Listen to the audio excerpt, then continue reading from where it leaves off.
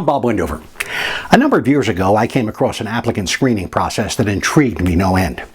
It was used to determine how applicants might work best in the manufacturing of automobiles. A group of applicants would be invited into a room. In the corner of that room would be boxes containing the individual components of flashlights. Now, the instructions were simple.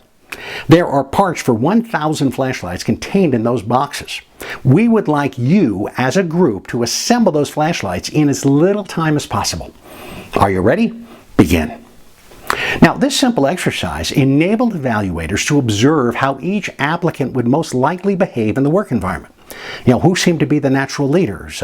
Who were the organizers? Who was focused on details and accuracy?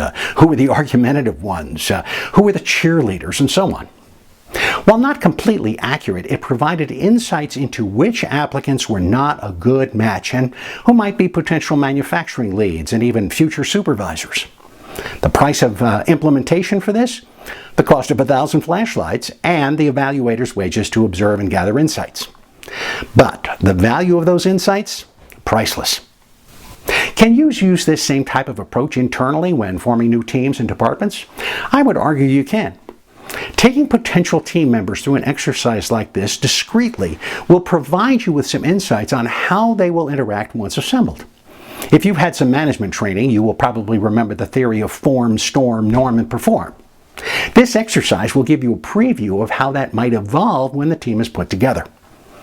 Of course, this exercise requires a different approach to screening, and as a result, it can confront resistance from the "this is the way we've always done it" crowd.